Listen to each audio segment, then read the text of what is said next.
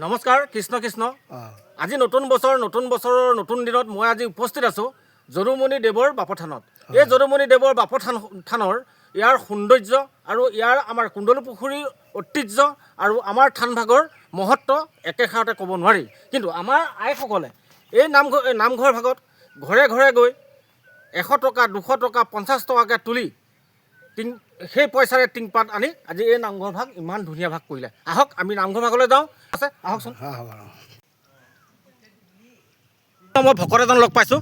আপুনি কি যদুমণি দেৱৰ থানলৈ আহিছে ন? হয় হয় হয়, নমস্কাৰ। হয় হয়, কিবা পৰিয়াল আহিছে নে কি? পৰিয়ালো আহিছে। হয় হয়, কওকচোন আপুনি। আমাৰ মানে বছৰ ইয়াৰ আমাৰ যদুমণি থানৰ এটি মহত্ব আছে। বছৰত আমি নতুন বছৰ তেখেতৰ জেগাত হয় চাকি বন্তি এগছি লগাই আমি নতুন বছৰৰ আশীৰ্বাদ এটা লওঁ। হয় আৰু ইয়াৰ মহত্ব এটা আছে কি, হয় আমাৰ যদি গাঁৱৰ কাৰোবাৰ ঘৰৰ কিবা গৰু গাই হেৰায়, হয় এই ইয়াত যদি তেওঁৰ নামত যদি চাকি বন্তি এগছ লগাই যদি এই গৰু হেৰুৱা গৰুৰ বিষয়লৈ আমি বিচাৰি যাওঁ, তেতিয়া তেওঁৰ মহত্বতে আমি গৰু পাওঁগৈ।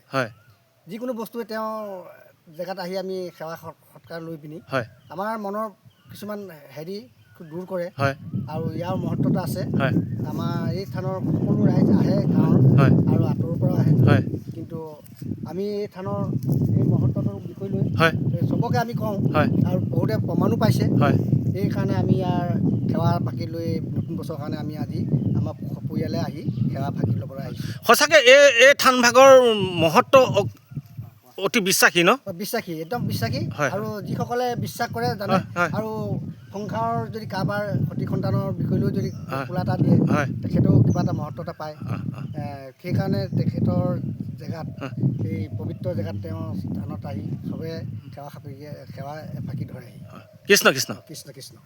থানলৈ আহিছিলে? থানলৈ আহিছোঁ। আচ্ছা আচ্ছা, কওকচোন পৰিয়াল আহিছে নেকি? একদম সপৰিয়াল আহিছোঁ। হয় হয় হয়, বছৰেকীয়া সেৱা এটা আগবঢ়াওঁ। আগবঢ়াই এতিয়া সেৱা কৰিবলৈ আহিলোঁ।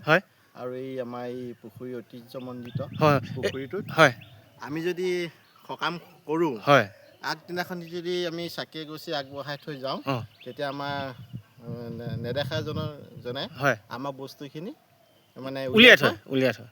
আৰু সেই বস্তুখিনি আমি সকাম নিকাম মানে পালোঁ।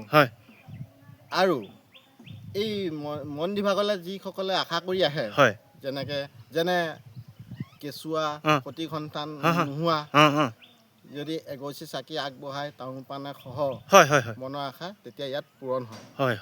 সেইকাৰণে পৰাই আমি সকলোৱে আহি এই মানে মন্দিৰ ভাগত আমি সপৰিয়াল আহি সেৱা কৰোঁ মনৰ আশা বুকুত লৈ। এয়াই ক'লোঁ আৰু। আচ্ছা আচ্ছা, ঠিক আছে। সঁচাকৈ এই নামঘৰ ভাগৰ মহত্ব আৰু ইয়াৰ সৌন্দৰ্য, প্ৰাকৃতিক সৌন্দৰ্য অতুলনীয়, নহয়নে? হয়। কৃষ্ণ কৃষ্ণ। আহক আমি নামঘৰ ভাগলৈ যাওঁ।